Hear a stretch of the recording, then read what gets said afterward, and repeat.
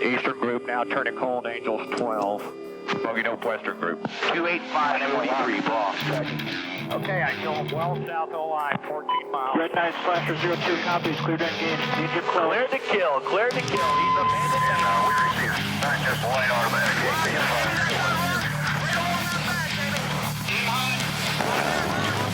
Mindy, let's come hard left. Roger, just his deep hammer. That's him right there.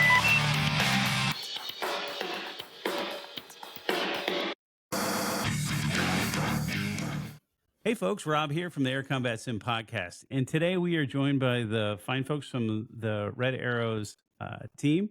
And they're going to tell us a little bit about themselves, how they got going, and how they put together their amazing shows. So with that, Matt, I think you've been designated as the point person to tell us and a little bit about the Red Arrows, how you got started, and the team. Yeah, well, I think I'll hand it over to Josh as he's our red one, so he can start with telling the main story. I think it was Pure because cowardice. Matt was muted that it got dumped on him to do that, right? Pure cowardice, right? So we're the flight simulator Red Arrows, and we recreate the Red Arrows in DCS, Digital Combat Sims. I'm sure you guys are aware. We use a custom-made Hawk T1 mod that's been made in-house, and there's only one of two in the community, which is great to have. Currently, we've got 7 guys, 6 of which are in here. Oh, well, yes, 6 of which are in here. Fortunately, we don't have Warg, our Swedish member, but we've got 6 of us of our 7 today. And we're currently recreating the 2012 display routine that the Red Arrows did. And we train twice a week, sometimes 3, particularly 3 at the moment, as we're quite close to doing our debut show at in mid-October. So we're continuing to work towards that, and we're hopefully, all things going well, should be doing our very first debut show in a couple of weeks. That's awesome. So how did, if you don't mind, can you all kind of just go through and say your name and then where you're located? Right, so I'm Josh. I'm one at the front, the most important, the one everyone looks at. Comes with it. Most humble. But I'm from Sheffield in the United Kingdom. Northerner, the better end to be on. Right. So I guess if we'll do it in number Yeah. order, I'm Red Yeah. 2, real name Jez, nickname Rocket. I'm from Kettering in United Kingdom. Awesome. Oh yeah, it's me next, isn't it? So I always forget which position I'm in. Red 3 Chaser, real name Andy. I'm based in Guernsey, so deep south of Great Britain in the English Channel.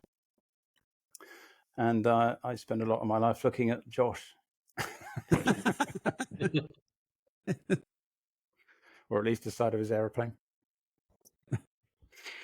We've got number 4, but it seems his microphone's Sorry, muted. you're on mute. Yeah. Oh, here we go. Hello. I'm Zoran, real name Michael. I live in the Netherlands. I fly out of the right position. And I also spend a lot of time looking at Josh. So it's fun times. Except when I'm blocking your view. Right, I'm Matthew, red 5, flying the outer left wing position, so equally the opposite side to our number 4. I live in the West Midlands, place called Stourbridge, and obviously from the UK myself. And myself and Josh sort of founded the team back in 2022 now, actually. It's been October 22, yeah. been a long road. It's been a long time. I pass it on to number 6. Well, I'm Nathan or Blitz. I fly as Red 6, a slot position. I'm the team's resident child, and I'm actually the middle piece. Everyone looks at me, most important. And I'm from Wellingborough in the UK. Great. So you said since 2022? Yeah, Matt, so the you back end just started. Wow. Yeah, so the back end of 2022, we started the Discord server, and it's sort of been steady progress since then with a lot of ups and downs.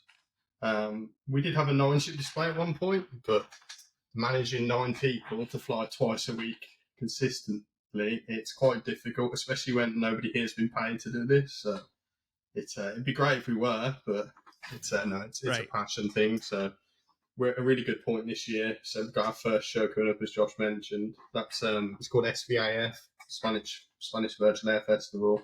and that's mid-October. Josh, if you could pull the exact date, it'd be some great. We could plug this. October 19th. Yeah, so I'll on go October, and give a fact October check, but 19th. yes. That'll be our debut show, and I think we're all quite happy at the minute with where the flying's at. But bit of an overview of formation flying, especially in DCS. It's quite a tricky thing to do. You can't just sort of learn it in 2 days. It takes months to sort of acquire that skill. So we pride ourselves on the fact that if you come to us with a commitment, we'll teach you and train you up. It's not all about just, oh, I'm the best. Because there's so much improvement you can make with formation flying, and nobody's perfect at it. It's a unique skill. The same as it is in the real world. It's one of those. So how did you guys get together and go, you know what are you doing? What am I doing? Hey, do you want to do the Red Arrows? I mean, how did you guys make that leap? Were you guys flying together at first? Yes. And also, if I may, how did you decide who's Red 1, Red 2, etc.? You fought for it? Yeah. So that's quite a funny story with that, actually. I'd like to see the result of that, by the way. Yeah. So, so me and Josh met sort of the early part of 2022 in a different team. It was doing the same kind of flying, but over on Microsoft Flight Sim. That all kind of went pear-shaped, that team, so we ended up leaving, and then I said, well, let's just start our own, which I think was the best thing we've done. And from that, everyone here is sort of a product of recruitment, really. Nathan's one of the older members, and then Chaser, Soren and Rocket, they've all come in this year, which has been really nice, actually. So throughout the time, there's been a lot of different pilots, but like I said earlier, to have the commitment to do it every week, it's a tall order. But we've got a really unique team now, and it's good. And the whole thing with Red 1 is, well, I used to do it, but I wouldn't say I was very good at it. I remember. So it kind of it fell on Josh's shoulders as he was the previous Red 6 to take the helm, and I think he enjoys doing that. So yeah, so we're still in therapy from when you took us leading once, Matt. So yeah. As for deciding who goes where, it's a case of skill set, really. Where I used to fly for about a year or so before is in the Red 6, which is the synchro lead, the guys who do the crosses. And as part of that, you do have a leading element in the second half of the show, which is where you sort of learn the ropes with how to do it. The difference is that now I'm leading everyone all the time. But it really is a skill set thing. It's like I can't do formation flying anymore. I can't fly on a wing because all I do is sit at the front and lead. It's a completely different skill set and a different way of looking at what we do, because it's my call on what happens. If I mess up, everyone else does, and it's on me to fix what I do wrong. In the same way that those guys have to adjust to me if I do it wrong. So it's a really weird skill set that it's just quite unique in some ways. It's not just formation flying; it's bigger picture. Now, when you picked, so for example, you've got your show coming up, how did you pick the routine that you're going to do at that show? So it was a choice between 2022 or 2012, because the Reds are a 9-ship display. There's only been a couple of instances where they've done 7. Mostly are because of quite frankly, an awful year the year before, either unfortunate loss of pilots or through either them through fatalities or through in teams things going wrong. That was the case in 22, but in 2012 it was the unfortunate passing of 2 of their guys in that year. So we had 2 to choose from, really, and for us the 2012 one was just a bit more adventurous, really, than the 2022 one. That's why we went for it, really. We didn't have a lot to choose from, unfortunately. The other choice is, do you try and find 2 more people who fit in with this very weird niche group of people? And it's a tall order. So we decided to stick with 7, keep it relatively simple, and then just toss it up between the 2 years. How long? And so you mentioned you practice twice a week, and then how long is the practice? What does that look like? It's from 7:30 until whenever. There's no end time, honestly. Half yeah. 10, doesn't it? Yeah, it ends up being a little really late. But It's because we want to look at things in depth. We like to go up and have a warm-up flight, not do the full display run fresh, because that's a bad idea. We like to go up, have 10, 15 minutes, get warmed up, then do the full display. Then we'll watch it all back as well, and there'll be pauses in there where we're looking around, going, "Who's out? Who's in? What's going wrong?" And we'll do really in-depth looks at the references, who's on it, who's not, and that as much as the display is 25 minutes from start to end, it ends up being a 45-minute replay because I'm pausing stuff. We're looking at reference videos all the time, so that really drags out. Now, do you use TacView? Yeah. No, we don't use TacView. We use the DCS replay tool. Okay. We've got by with it since. Really, it's a good idea. That, actually, it's a bit more accurate than TacView would be, because TacView is just like a cartoon, isn't it? I have seen in the display teams use TacView, and I think it's good for looking at things like the angle of bank and sort of different parameters. But we've you can visually judge when we go wrong almost, because it either looks good or it doesn't. It's very much one or the other. And we're trying to mimic the teams, so we'll have a pre-brief. Josh will come along and say, right, this is what we're doing today, and then we do our, like you said, we'll warm up, and then we'll have our show, and then we'll have a pre-brief at the end, or debrief at the end, just much like the real team. We try to emulate them as much as we can. That's surprising that you're using the DCS replay, because it's known to have be bugged or not work pretty well. So does it happen to you? That's like yep. Yeah, so there are times where a track file will go missing or certain things will go wrong with it, but we've got access to the server track, so if there's, say, 7 of us flying and we've got the server track, there's 8 chances we can either get it right or wrong. So yeah, it does okay. The only annoying thing, as you guys obviously know, you can't rewind a track. So if you miss something, you've got to go back and watch it again. So to combat this, recently we've been filming our full displays from the track, and then we've been able to rewatch them the next session and then rewind and see where, like, really go a bit more in depth with it. But, I'm assuming you're all flying in VR, right? Yes. That's the only way to do it. Yes, everyone's in VR. I was the last person to swap, so I swapped sort of the early part of this year from Track IR into VR. I remember that transition.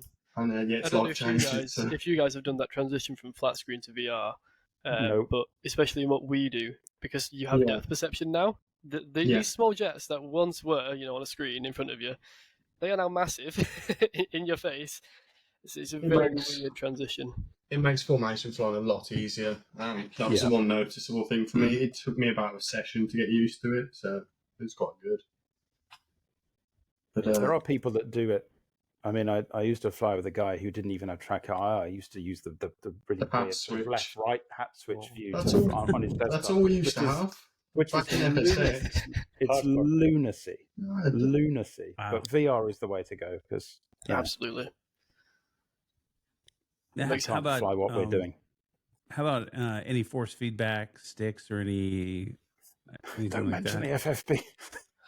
We have an interesting story with this. It's actually from one of our former pilots, Dion, who's Australian. So he bought the Moser force feedback stick. The little bit of a problem with it is because we fly a custom mod, none of our mods tuned for force feedback, because I'll be honest, that's kind of beyond our knowledge. So he would get very interesting feedback flying, and obviously he could feel different things to us, so it kind of caused a few problems for him, really. But we have heard really good stuff, say if you're flying warbirds or like general sort of prop aircraft and jets especially, that force feedback is the way forward. For us, I think majority of us use Verpal or Thrustmaster. I know myself, I use Verpal because you've got that mechanical ability to change the cams and the springs and all that good stuff. Verpal is definitely top notch. I was just curious. It's one of the things a long time ago, I think in our first episode that we had with Jello, when we first came a million years ago, 50 episodes or so ago. But he was talking about simisms and some of the challenges. I can imagine that getting into VR has got to be that's step one, to your point, in terms of depth perception. And I was just curious because sometimes then I use force feedback with the Phantom, and I can certainly feel the aircraft a lot differently than I could otherwise. But no. So, but as you mentioned the mod, tell me about the mod that you've got that you guys are flying.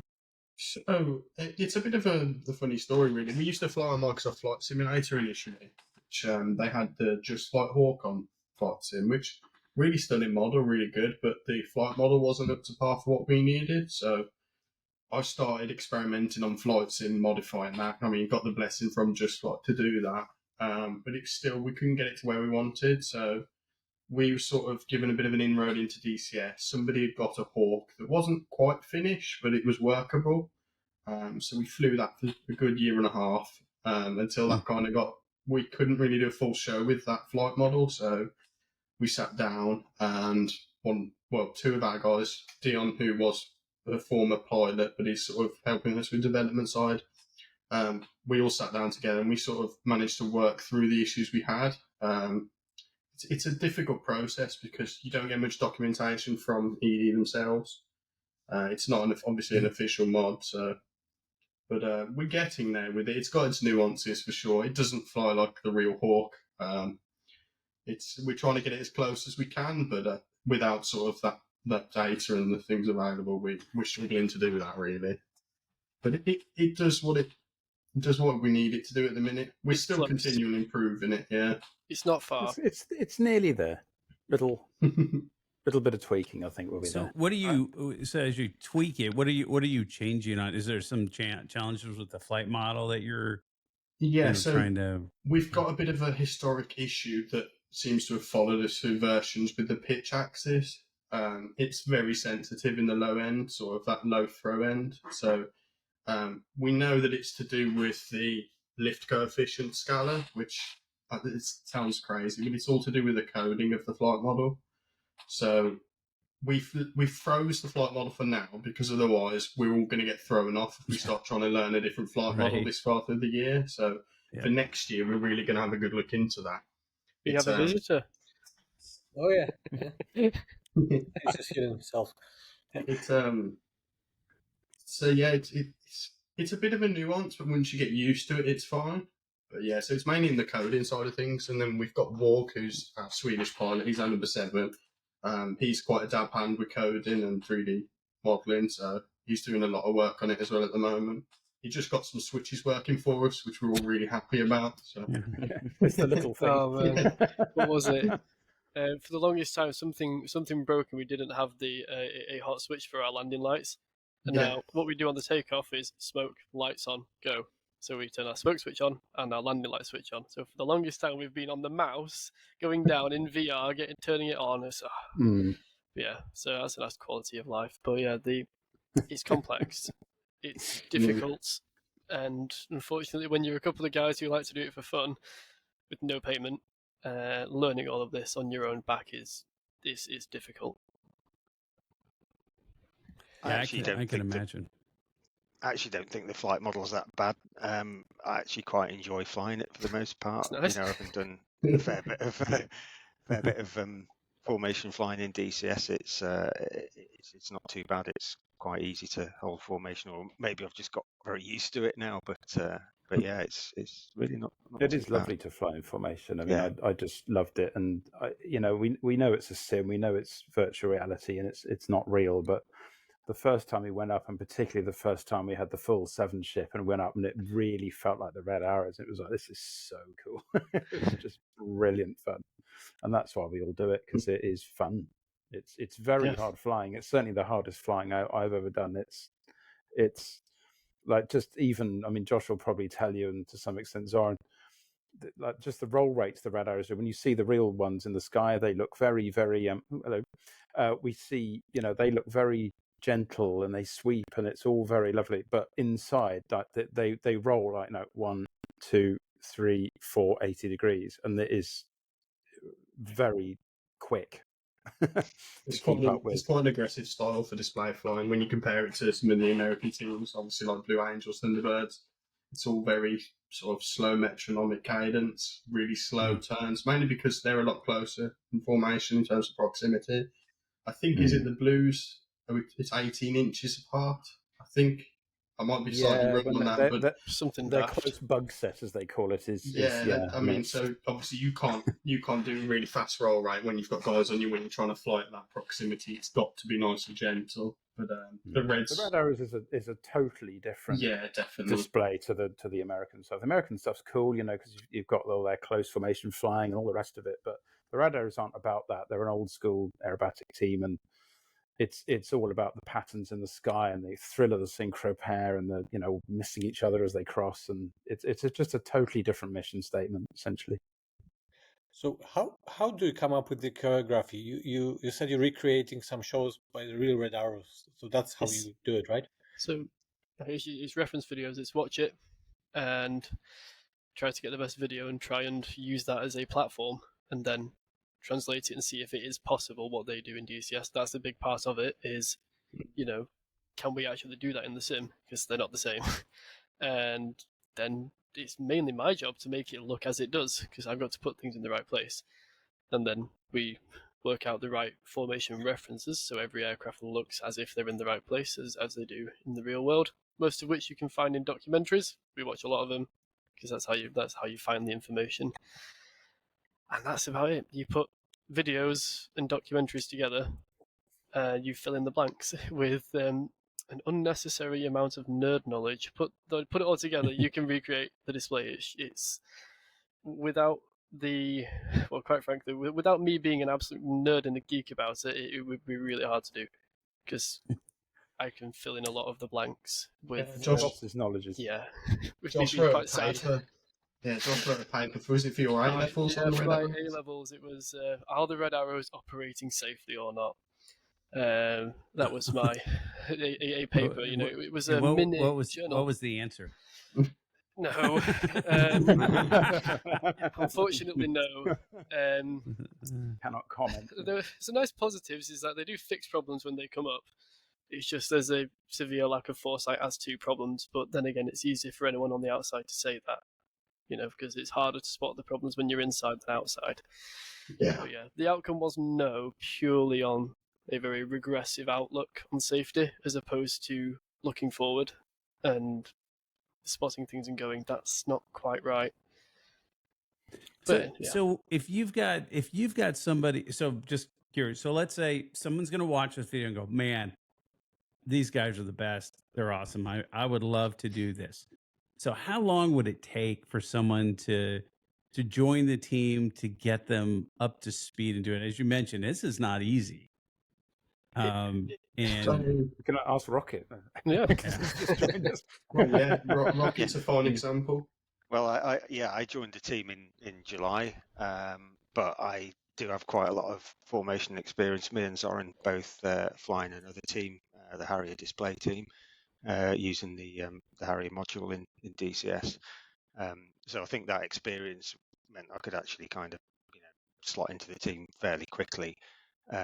But there is quite a lot to learn with this particular display. There's a lot of stuff that you have to try and remember that you're not really prompted throughout the show. Luckily, I've got Zoran whispering things in my ear at the moment, telling me what colour smoke I need to use and things like that. But I mean, so for me, it's I think we're not too far off being ready to actually do a show. There's still a few things we're ironing out and getting better, but quite. I'm getting there. But I think for somebody, if they've got no formation experience at all, I think it will probably take some time. But didn't you guys, when Dion joined, did he have no experience? Yeah, so this is quite an interesting one, really. So Dion is our Australian developer now. He was former Red 2, so Rocket's filling his boots at the moment. So Dion joined the team with a little bit of formation experience. I think he flew with our Red 3 Chaser. Only from with me, yeah. Yeah, so very much new to the game. And to say that we've got a massive time zone difference to Australia, Dion was pretty much up to speed, I'd say, in about 2 months. We then had some sort of latency issues because obviously the time zone difference and the connectivity was that was sort of the ultimate reason why Dion isn't flying with us anymore, because everything's sort of degraded. But I'm happy to say Dion is with the Virtual Roulette, which is the American display team, and he's getting on wonderfully over there. So he pretty much start of the year to now, he's on top of his game. But it's about how much time you put in. I'd say a good 2 months, and that's solid, flying 3-4 times a week. I mean, it must be borne in mind that the real team fly 3 times a day, 5 days a week for months, just with Reds 1, 2, and 3. Yeah. They'll do that for 3 months, just doing that, loops, rolls, and that's all they do. And then they bring in 4 and 5, and then Jippo will come in behind them. And the whole thing's months and months and months and months of work for the real team. We don't get to do that because we get to fly. So we've got to get up to sort of to that same level with far less flying than the real team do. And it is very, very difficult stuff to do. But I mean, Dion, well, I met him on the Fast Jet Performance School that Tim Davis runs, which is fun, and he wanted to do. And we started off, he came on to help me, and he said, "Oh, I'll help you with one of these missions." And we had to just fly next to each other in Hornets. And he wasn't within half a mile of me. Like, he just couldn't get anywhere near me. And I was like, okay, I need to help you with this. And then he got a bit of the bug for formation, and unbelievably quickly, he went from that in November, when we joined, to like come sort of early spring, end of the winter, he was sort of on it. So, it's with good tuition, you can come on pretty well from nothing if you get the right help. So tell us a little bit now about the shows. I mean, obviously you have a YouTube channel where you put up videos, but you said there'll be a show so it's something like a live show on the server where people can join as spectators and see what you're doing. How does it work? So for the SVAF, the Spain Virtual Air Festival, that's a pre-recorded show. Makes everyone's lives easier. One, we don't have the pressure, which is fantastic. We don't have to rock up on the day and do it there. But it also means that there's no delays. There's no, can you imagine if the guys before us cancel and we get sprung into the display 25 minutes before we expected it? It puts everyone on edge. So that's pre-recorded. There are future shows in the year, like VIAF, the Virtual International Air Festival. It's called the big one of the year. That's all live. They aspire to have everyone as a live performance, and that's normally just on a YouTube or Twitch stream. You could, in theory, if we wanted to, have people in our server. We just need people to download asset packs, livery files, things like that, so they can actually see what we're doing beforehand if we wanted to. But I don't know if we've got a dedicated server that could host the strain of that.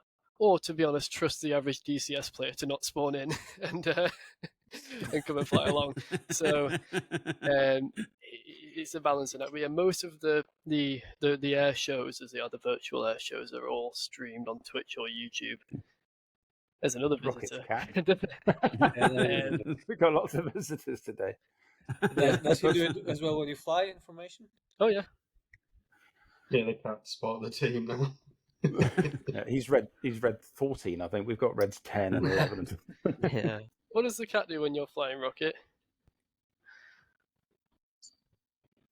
I'd probably say similar to what the cat's doing. Because he was meowing.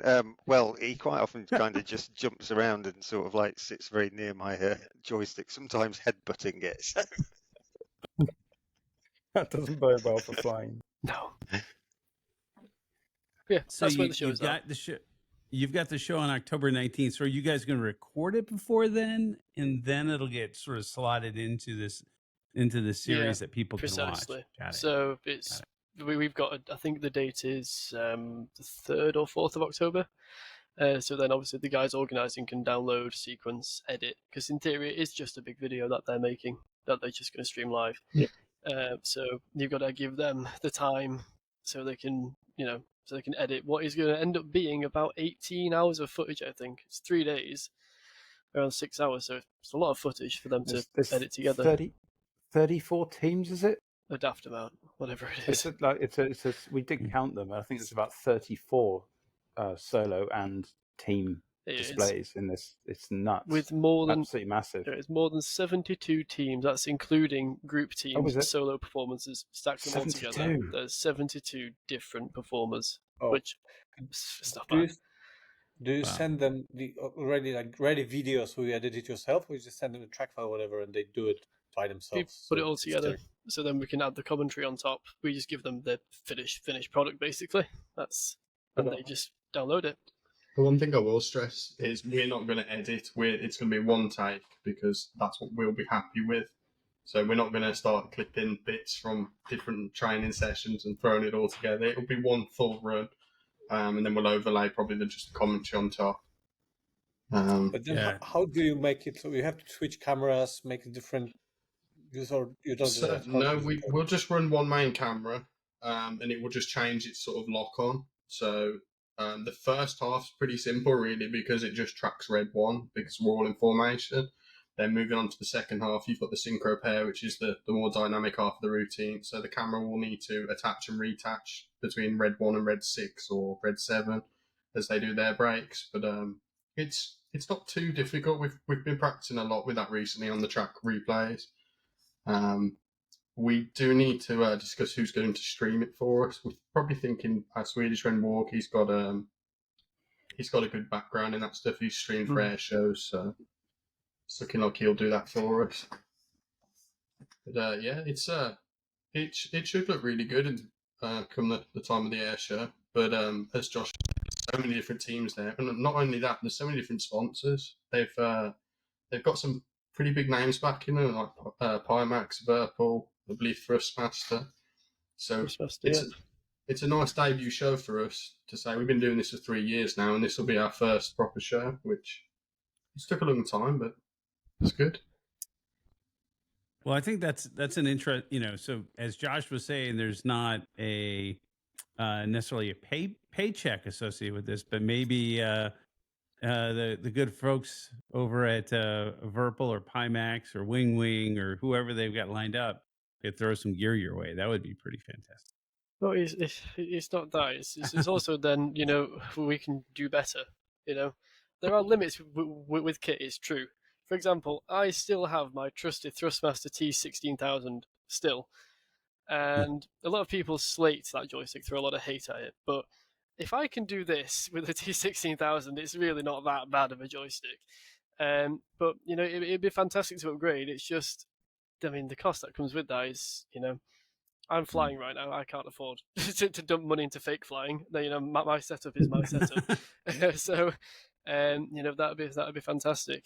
And if anything, just I guess a recognition of what we've done for the past 3 years, really. Especially me, Matt, Nathan, you see there, Walk, who's not here. We've been either there since the start or for about 2.5 years now. It's a long time to not really show a final product.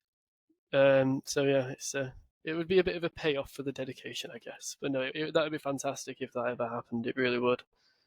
But it's not. Yeah, I mean, I would definitely take a look because I know that to your point, the show is being sponsored by all these manufacturers of gear. I'd definitely take a look and see what they could do, especially if you got a custom livery. You put a little Thrustmaster on that left wing. Yeah. As a man who knows about PR. He's the best. He could be the Red Arrows manager. There you go. Sorted. Yeah. Hired. Yeah. But no, we're definitely open to sponsorship. I think once we've done this full show and we've got some finished product to show different sponsors, and I think we will probably be reaching out to a couple, but we still will always do this for fun. No one's here because they want a paycheck from it. We're all here for fun. It's a lot of time and commitment, so definitely some nice gear to go along with it, and having sort of a named back. Chaser, you were shaking your head no. Was that no that you are there for the money? No, I'm show me the money. No, absolutely no. I'm not. No, you I'm agree? Not. No, I agree 100%. I if someone said, "Oh, you've got a free joystick and everything," but it's like I'd be more like I cocked up that turn, and that would be much more important to me. I'd 100%. It's all about the team and the show and the flying, and how my performance is. I've got lots of kit. I've got tons of wing kit and stuff, and I'm actually fine for it. But money doesn't even enter the equation for. No, for any of us. I was teasing, Yeah. but I know. I know. but I mean, and just being honest, if you give someone a different stick, all of a sudden it feels different, and so now now it may take another week and a that's half true. to get back up to speed. Yeah. So, but that being said, I think it's great that you guys are getting out there and you're able to have this, have the event and all the hard work that you guys are putting into it to come to this culmination to be able to put it in. I think that's really neat. I think that's great. It's like the light at the end of the tunnel, really. So what's it going to look like next year? So what do you consider your season to be? So as for next year, we want to go 9. That would be great. If all goes well and we produce our final product for the 7-ship display this year, we'd love to go to 9 so we can recreate what the Red Arrows is, the Diamond 9. That would be fantastic. Challenges that come with that is finding 2 people to fit in with this very weird personality group who somehow all work together. But honestly, it's really weird. So, it's to find a person who fits in with our team culture and then has the flying skill to back that. But let's say in an ideal world, all goes well, we do that. We would be going more on the historical side, which is a lot tougher. For me, for example, when I'm making this display, my reference material reduces as the years go on. So as you take it, past 2000, my reference material gets slimmer and slimmer because simply people didn't record things as much, especially not in the full display capacity. Like you can search up Red Arrows 2018 and you'll find a full 25-minute video of the full show. You search up Red Arrows 1990, you get 6 minutes maybe of little highlights put together. So that's going to be quite a challenge, but that's what we intend to do, is move to 9. That would be fantastic. And if that happens, then look to the more historical side, the more unseen things, the stuff that hasn't been seen for a long time.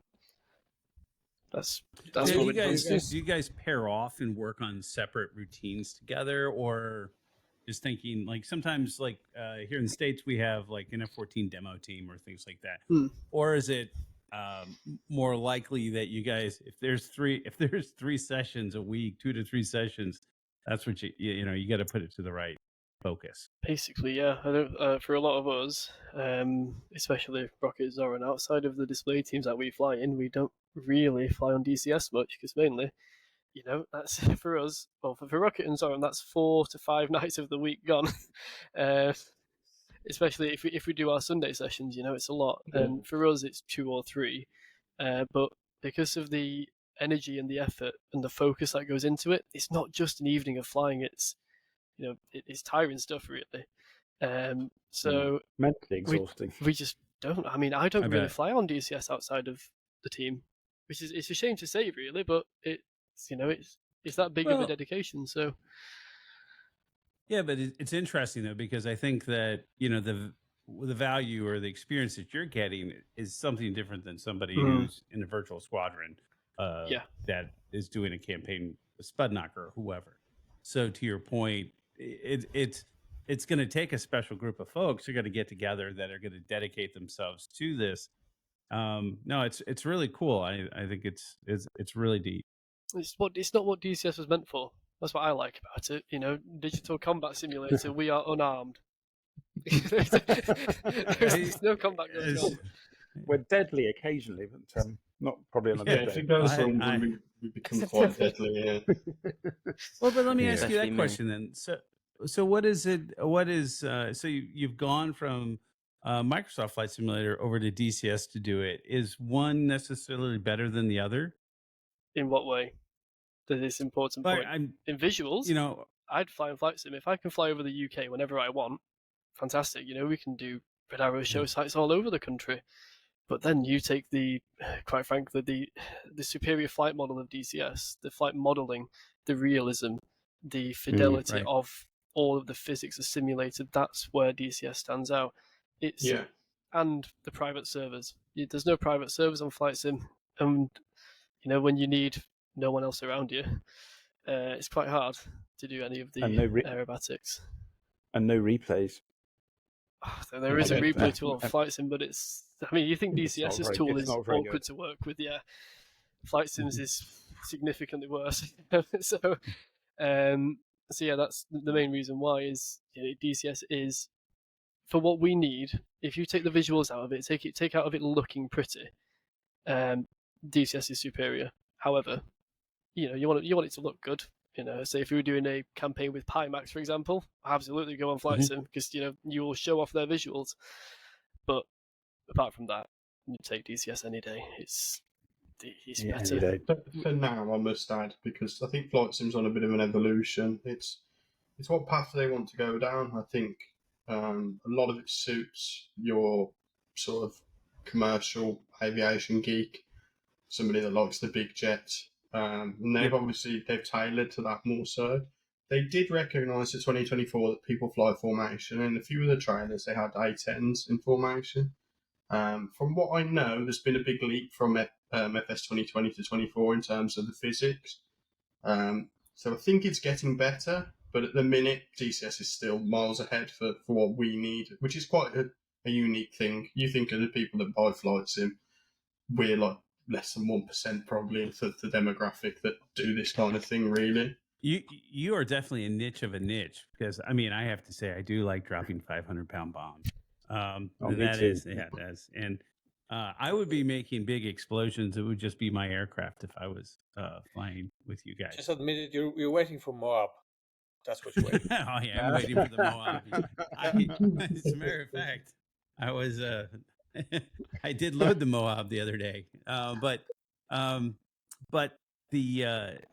know it's interesting to hear, because again, if you think about flight sims, right, and then you've got the DCS folks, and then you've got you guys that are doing the formation, or more than formation flying, the air acrobatic flying. It's amazing. So really cool, guys. You've also got the people who transition over. It's like me personally. When I started DCS a long time ago, I think back in 2009, I think, I started with the standalone Black Shark. That's kind of what drew me in, the fidelity of that particular module. And then transitioning over to the A10 when that got released. It's just an amazing experience. Having all those buttons and switches you could use, something that I've never seen before. Right. So I was mainly a combat guy for the majority of my time in DCS. Never really had an interest in aerobatics or formation flying in general.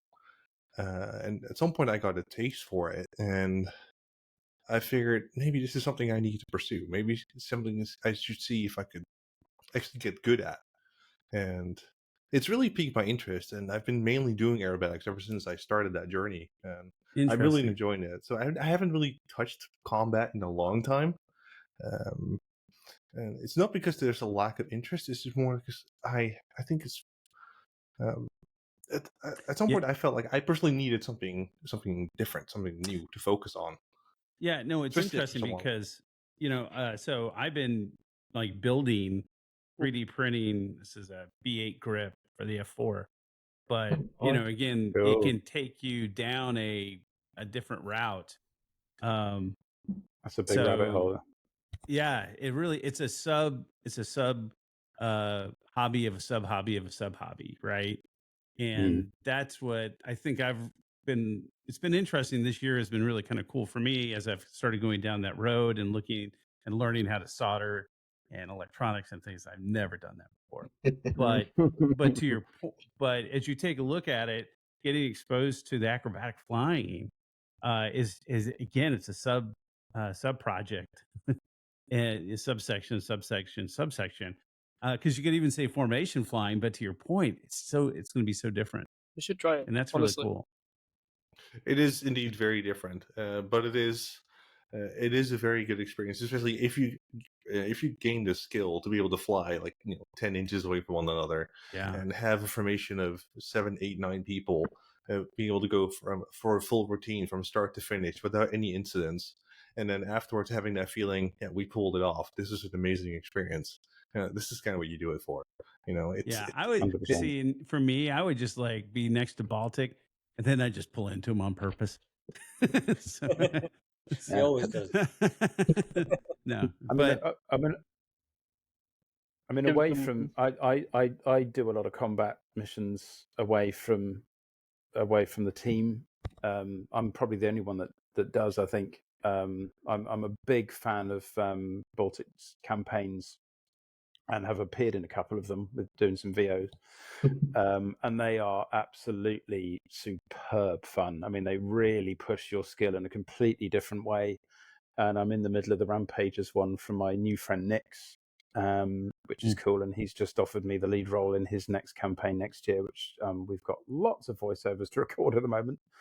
And I used to have a friend of mine in America, Thor. We used to go on missions on. We found a really great server, and it was lots of seed missions and bit of ACM and bit of BVR, and it was.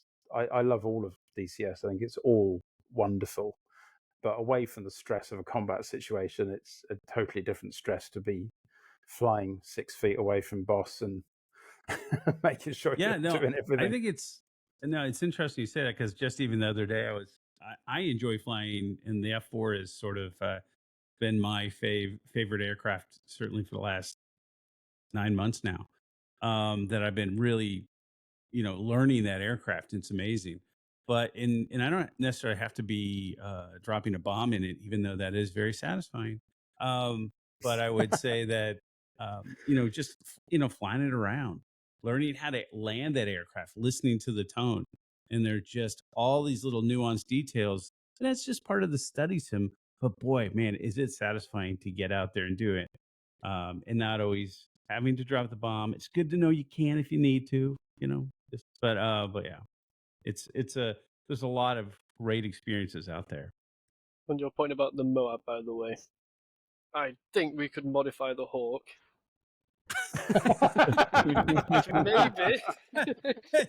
to maybe replace the smoke pod with the Moab.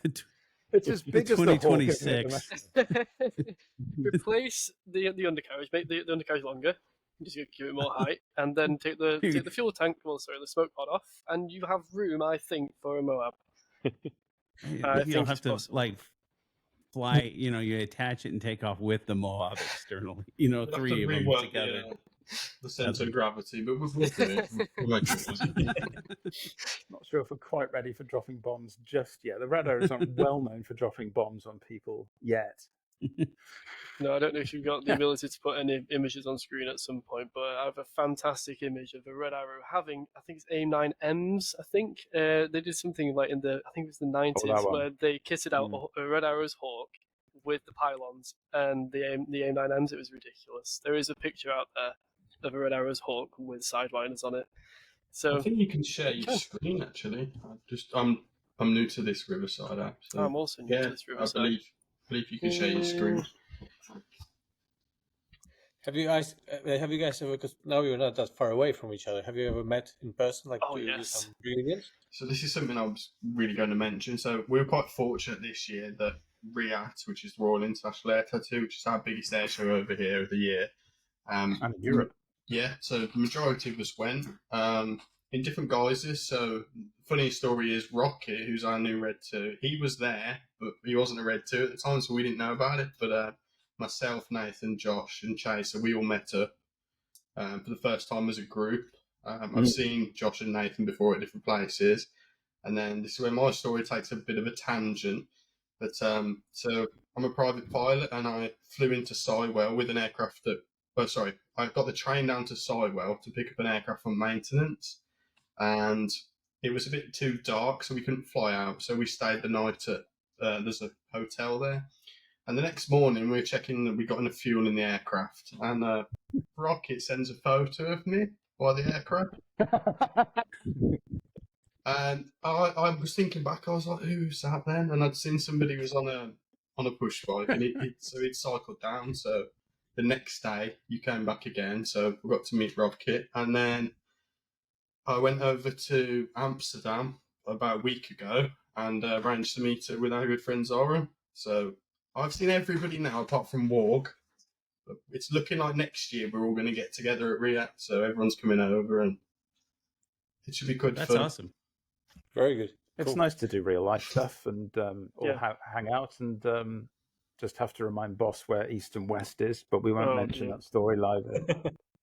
Not going to mention that story, are we, Boss? I got asked the question of where are you in terms of the position to RAF Fairford, and I said that I was in the West End, because I thought, oh, I'm next to runway 27. Of course, that's facing the west, isn't it? Yeah, no, that's the eastern side of the airfield, isn't it?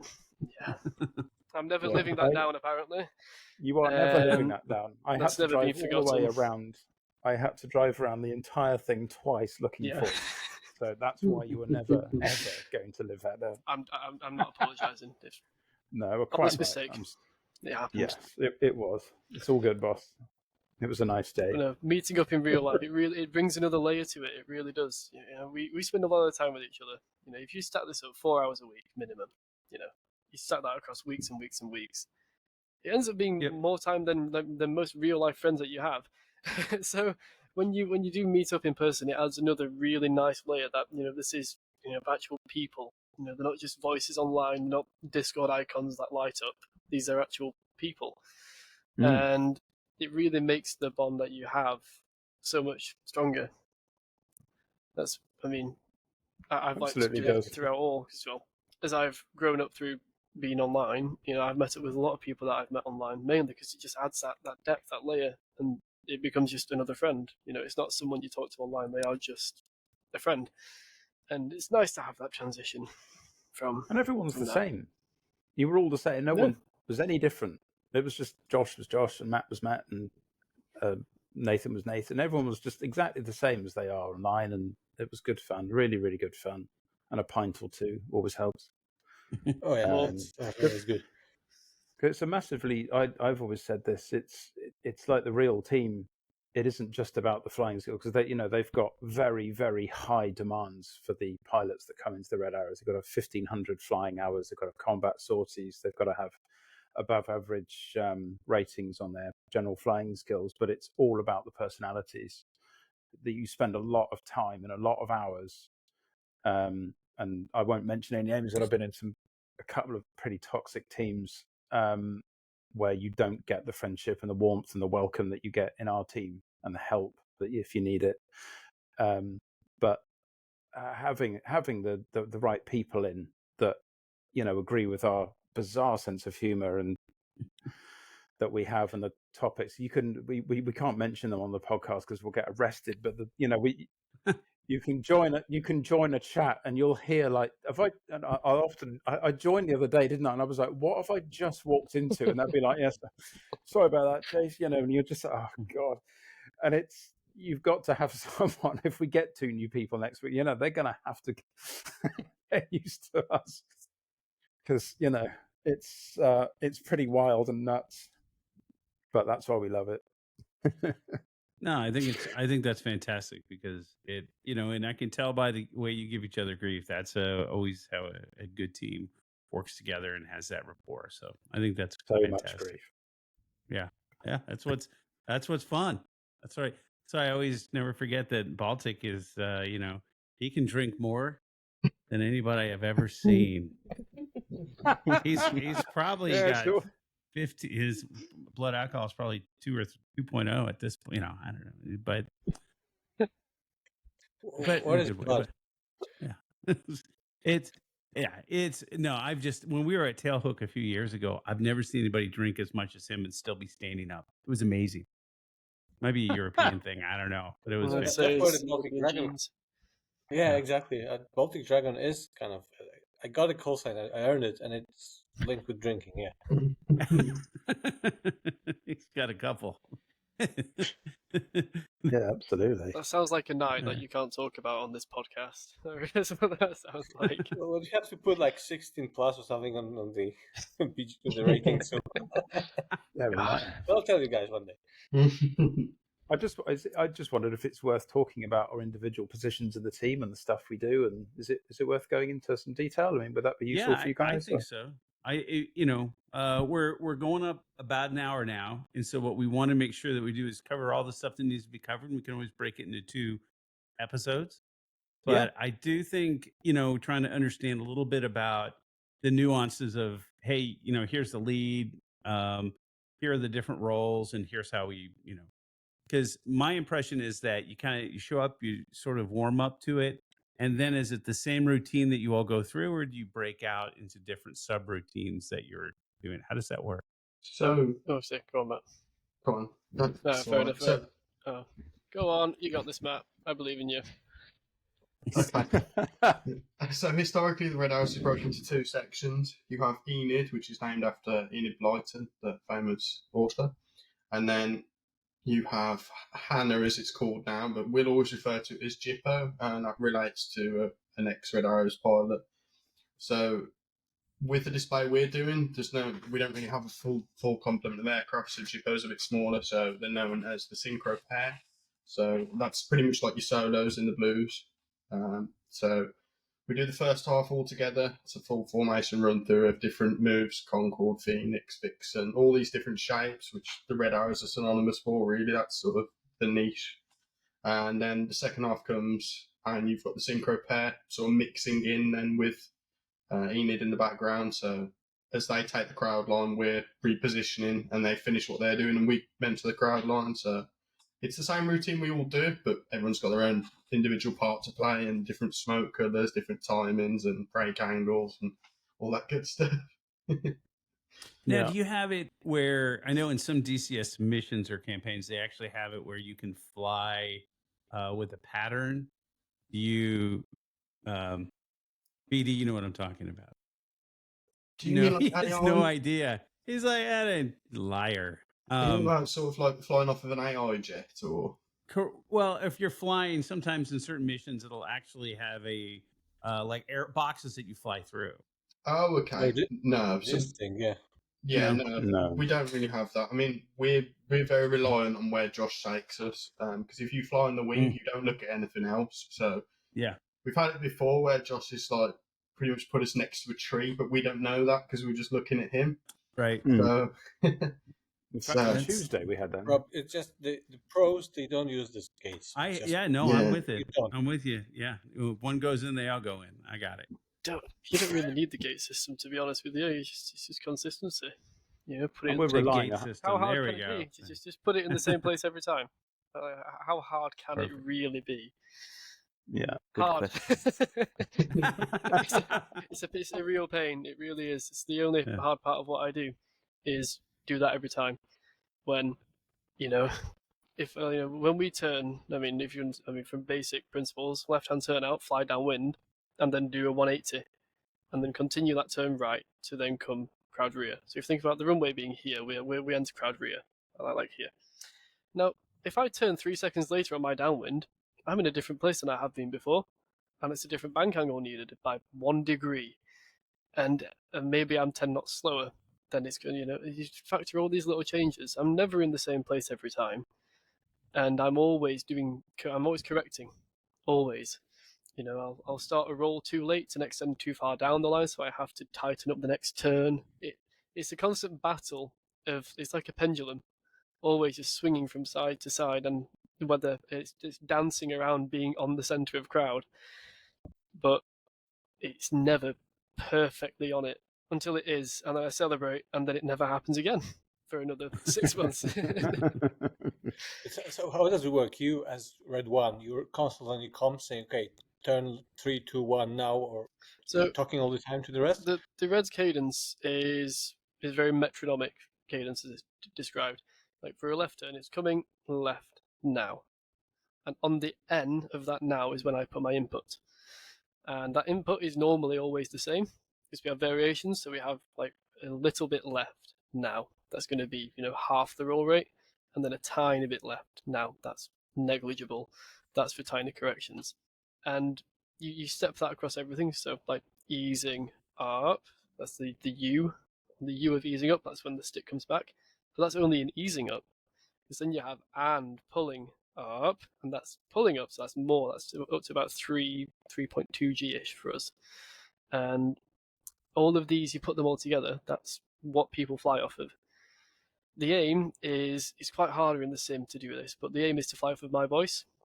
So when I say coming left now, you put that input in and you hope that I go when I say I'm going to, because we have that mutual trust to be able to do that.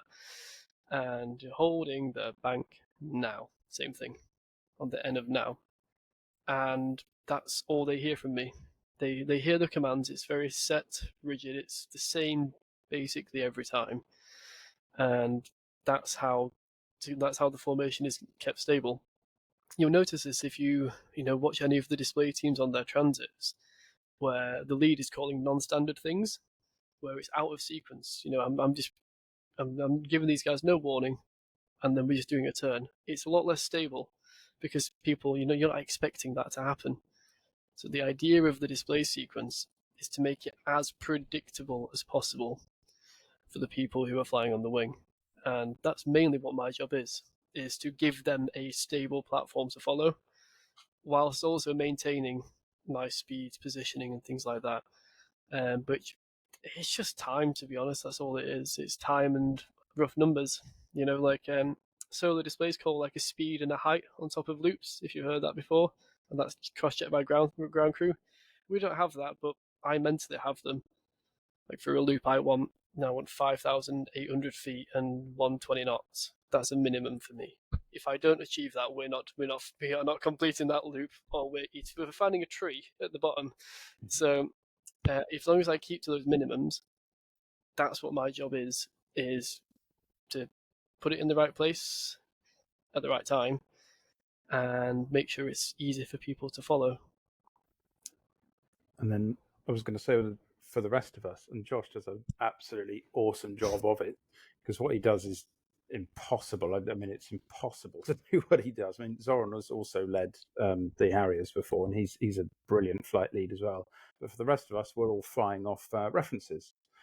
And the others can talk about what they do. So, and I did, as part-time videographer for the team as well, I did a quick explanation video on the references we fly, which are based off the real team.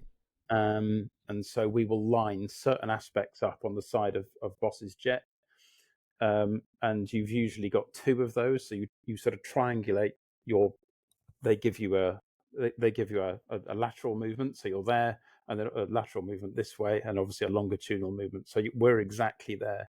So when you see the whole team, the whole thing just moves as one, or it should do, and it is at the moment. And there are different things. So we've got a short spacing, we've got long spacing, and we've got battle spacing, and they're just literally where we are. We're either sort of here, or here. Based on Boss, and the others. I mean, maybe I don't know if Matt and maybe Zoran can talk about the references they follow in 4 and 5, because they're different, because they're further out and it's more difficult out there. Zoran, do you want to? Yeah, sure. Oop, your mic's muted, mate.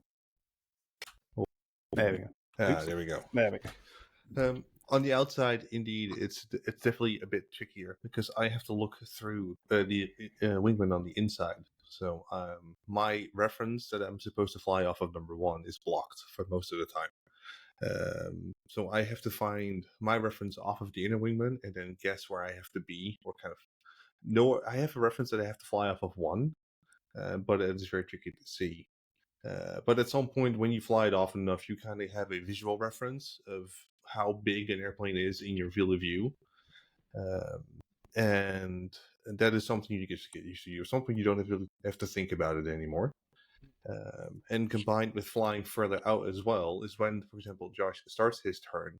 There's also something that we have to do on the outside, is to start our turns and rolls slightly earlier than when he actually does them, because we have to match our roll rate to what he does.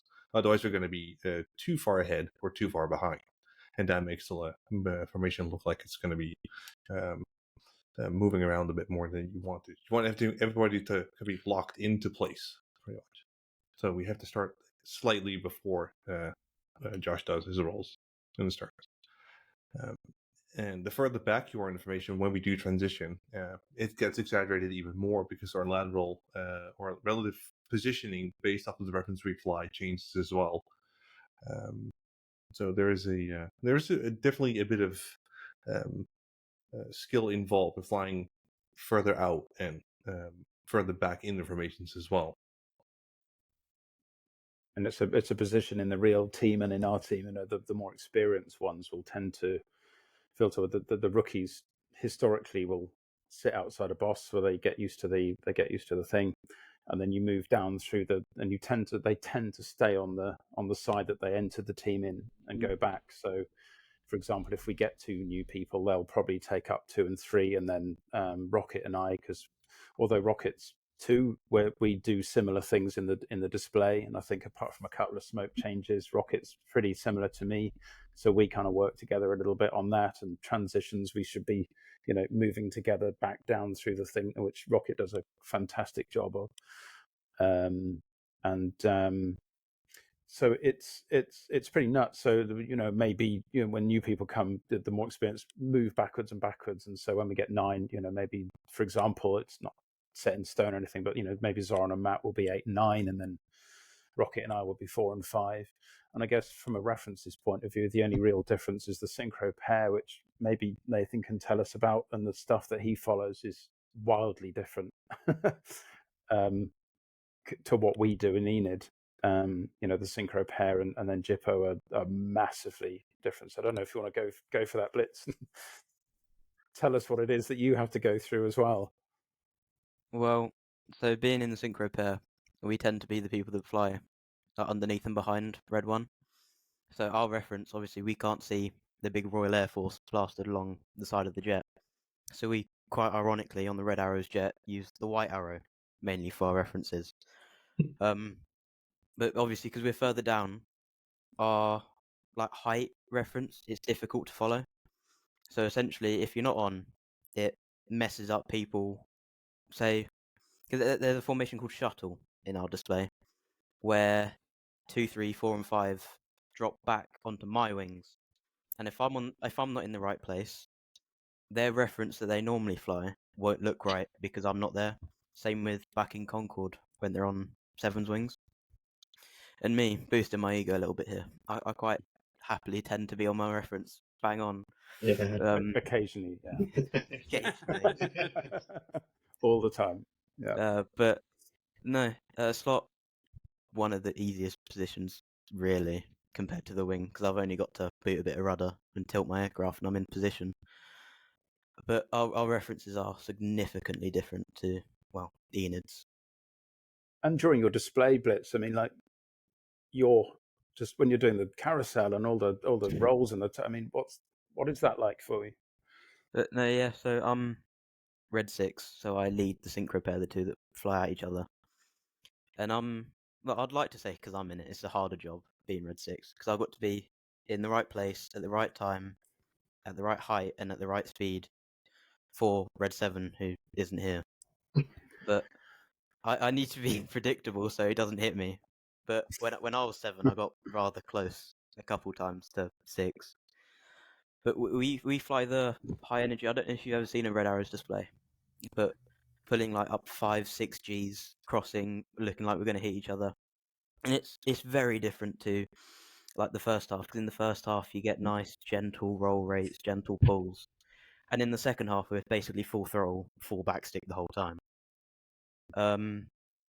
But yeah, it's nice. I like to say synchro is better than Enid. Just quickly, Nathan, do you want to explain to the guys what the fudge is and sort of the way that fudge. the Reds use the perception to their advantage almost? It's a bit of trickery. So the fudge is basically what is called when it looks like the aircraft hitting each other. But imagine, so you're standing on the ground and you got the jets flying the 100 feet. If they're level with each other, it's going to look like one's higher than the other. So to those not really knowing, it just looks like a near miss. But we're in the synchro pair trying to look like we've hit each other. So what we do, depending on if we're further from the line or closer to the line, will be 7 will be either higher than me or lower than me. And if occasionally he gets a nice one, it looks like he crossed through me. But it can change depending on the show sites. So our basic one is called a Scampton fudge, where if he's far from the line and I'm closer to the crowd, he's higher than me, and vice versa. But say you're on a valley or a cliff looking down, say RAF Akrotiri, he has to be lower than me when he's further, which can be quite a challenge depending on show site. It's definitely part of the Red Arrows trickery. I know with a move we're not doing it this year, but it's called Goose. And it basically, the way they set that up, it looks like they've just flown through the middle of the formation, very close. But in actual fact, you've passed probably half a mile behind them. But from the crowd perspective, it looks really good, and it's it's that magic of displays that people don't really know too much about. But when you start breaking it down at the level that we do, it really starts to play on your mind. I think, well, that's quite clever, really, when they've done it. But yeah, it's. But no, Nathan, you're youngest member of the team. Do you want to tell the guys a bit about how you got involved and the Yeah, Raggy so Dad that we all met him at Riyadh? so I initially applied for this team in 2023, like January.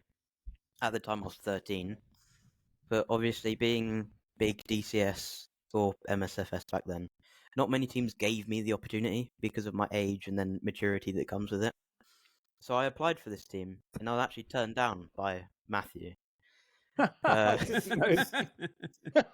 He just apologised, saying maturity comes with age, and I'm not quite there. But then, about 2 months later, I received a random message, actually during the King's coronation, saying, "Do you still fancy coming flying?"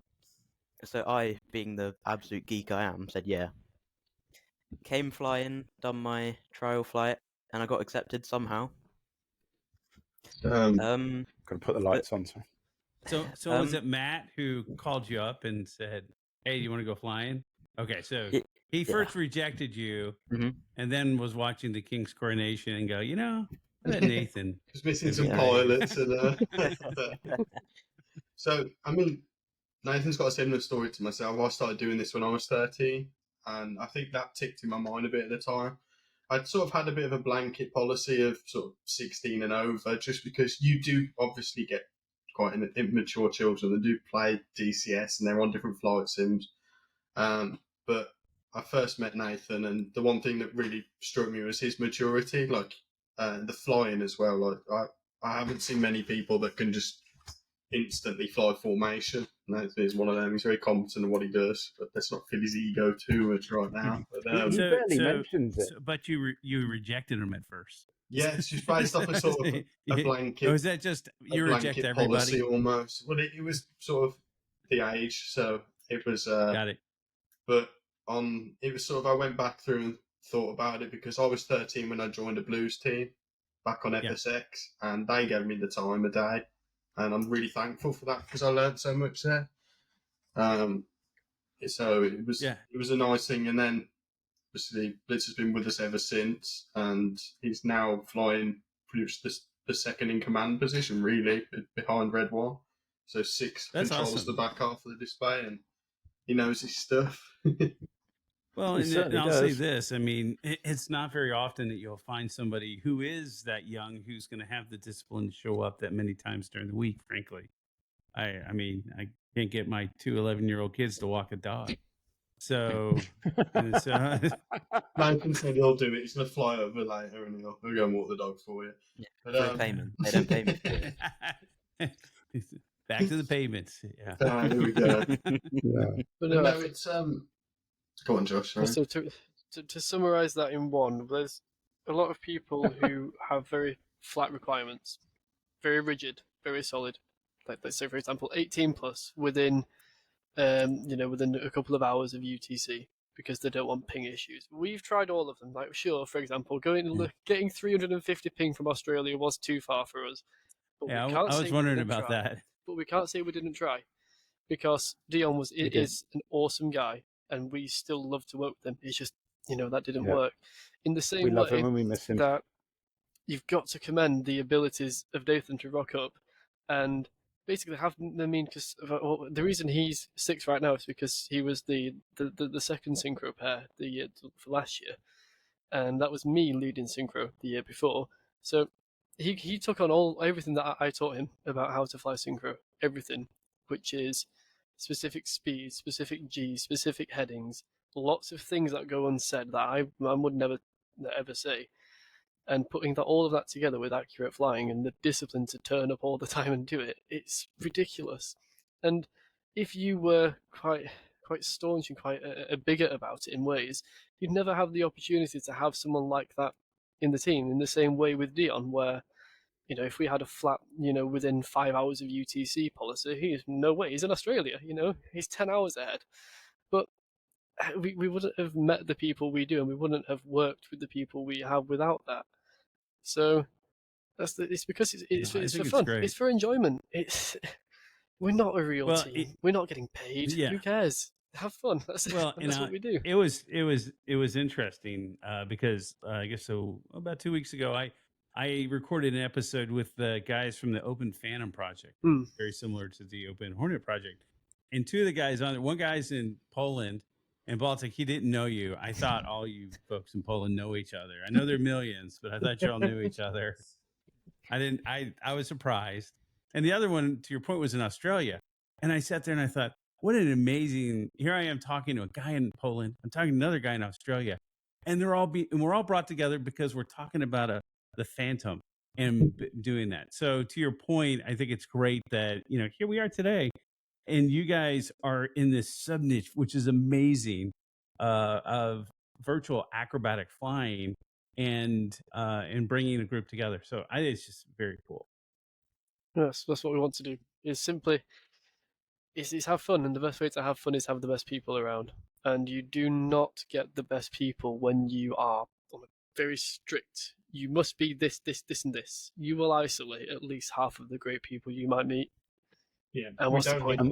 We don't predominantly look for skill when we recruit because I've had so many people that are really, really good, but it's almost like they don't want to commit so much, or they've got different investments. But the people that come with a good attitude and the commitment, and they really want to learn, they go really far with us, and that's the one thing we like here. And we all get on. So for the folks that are watching this, how would they? What's a good way for them to get started? Would you say, hey, first try formation flying, or what would be a way to get started? Interest, because if there's a spectrum from like yanking and banking to formation to acrobatics, what's that look like for someone who may be interested? So if you're a combat pilot and you've done a lot of military stuff, it's not the biggest transition really. It's just getting you a little bit closer in, because obviously you fly finger fours and sort of attack formations. You'll know a bit about it and you'll be able to fly sort of roughly within close formation. But if you're completely new to it, so the way I actually started was I used to follow airliners around on FSX. I really wouldn't advise doing that as much on Microsoft Flight Sim, because they'll either go invisible or change server on you. They don't let you have as much fun. But it's finding someone that you could just literally fly on the wing, or use the AI. If it's in DCS, set something up that just flies straight and level. Once you nail that, then start with gentle turns. It takes a bit of practice, don't be wrong. The throttle's the biggest thing to master, because you'll get into a bit of a rhythm with your hand. You can never just set the throttle and leave it. I'd love that. What did you say? So the rhythm on the throttle. So you said before that what is the hardest? So the throttle. Sorry, that's the throttle. Okay, yeah. Got it. So power management. It's the hardest thing to learn in formation, because you can never just set it to one position and leave it. So we don't fly on sort of like RPM or set speeds. It's all on feel really. So you end up working that throttle forward and backwards, especially in moves like the loop, that you can start sort of in near enough full power to almost idle over the top, and it varies. So that's something to do, is set yourself up with probably an AI aircraft or a friend, get them to fly straight and level, and just try and fly on their wing at first, and then start introducing gentle turns. It's There's loads of great servers. 4YA Aerobatics Online. I think the mod server unfortunately is shut down because they're really struggling with funding, which is an unfortunate side effect of hosting servers, unfortunately. But I'm sure their Aerobatics, their normal server, is still up there. Go fly around on there. You've got loads of modules to choose from. You can do whatever you want there, really, as long as you don't fly on the runway. I think that's the only rule they've got, is don't black the runway. Apart from that, do as you see fit. So it's like a sandbox, really, just for formation flying. Yeah, I'd say Aerobatics Online's a really good server. That's where I started.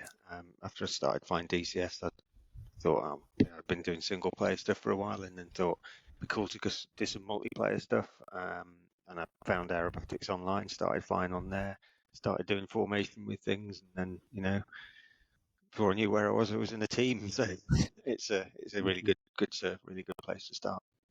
Refueling is quite a good one to do as well. Yeah, if you've got a Hornet, whatever, that's really good, because that's really precise, and that gives you that sort of throttle control, because you can't because if you watch any aerobatic display team, the throttle's like this. It's several times a second, keeping it exactly in the sort of the longitudinal references. Refueling's a good one. There's one way I'd recommend to watch that. The good guys over at the Virtual Turkish Stars, the Turkish Stars can fly the NF5s, and they've got their own. I think it's a custom-based mod. I'm sure it is. It's something custom that they fly anyway. It's not purely the F5 module. But there's a couple of videos over on their YouTube channel where it shows their throttle and joystick. It's a very, very good representation of what happens in form flying. We don't have any videos like that ourselves. Fantastic idea, by the way, guys. But it's a real that is a very, very good representation of what happens. That throttle is not still ever. It is always bouncing around, and that's how you stay in position. But yeah, as Matt says, throttle is the hardest part. Everything else is just interject. being still. So I have really we gotta probably ramp this down, but I got one question. I rarely have so many folks from the UK together, but I was going to ask you, where are you guys as far as the migration from football to soccer in terms of the sport? Anybody know? The word soccer does not exist. I don't recognize that as a word. No. I don't watch it It's anyway. not in my dictionary. I can't stand football at all. Just football. I know. Well, and it's aluminium, not aluminum. That as well. It's Fair- not fair enough. 1776, man. Stop it. I know. We're friends I now. know. Yeah, Speaking of YouTube, so you guys, I mean, if someone wants to see your videos, it's you're on the Flight Simulator Red Arrows, right? That's the channel's name. So perfect. You on then. Some more on the way. if you search on And YouTube, you guys have a Discord channel. Are you guys looking for more for team members or you have to apply for it? Is that right? Yeah. So next year, applications will open up again. If it's something you want to do, just shoot us a message. Just to quickly pop back to something you were saying earlier, if there are people out there that are interested in formation flying, most of us have got time to help anyone, really. It's not necessarily joining the team, but we'll get up and fly with you. So if you head over to our Discord, then yeah. Yeah, we can provide a link for the Discord. Yeah, definitely. We'll have a link in the And description we're for on, this. and we've got TikTok and Instagram and X. We're on everywhere. So yeah, That's we awesome. spread ourselves around. Great. Perfect. And then coming back to Poland, I want to really thank you guys for the Missing Man for Slab that you did. Really appreciate it. That touched us. It touched us because we'd seen him display. Most of us had seen him 3 or 4 times this year, and it didn't. There was an interesting training session for us, and we definitely wanted to do something for it. So we decided that was fitting. Yeah, it was on the Thursday that it happened. It was on the day as well. I mean, it wasn't posted on the day for sure, but that was the session it was. It's one of those weird moments. I think for us Brits, when Her Majesty the Queen passed, everyone knows where they were. This is a common thing. Everyone knows roughly where they were, and I think I remember that one as well because having seen Slab twice in the year, Cosford, Riyadh, fantastic displays both times. To then see the news of an incident with an F-16 at the show, and then putting 2 and 2 together, and seeing the livery and going, oh yeah, it wasn't a good day, but yeah, it was we had to do something. I felt we did because thank you very much for that. We would all seen him. Welcome. Everyone in the team had seen him.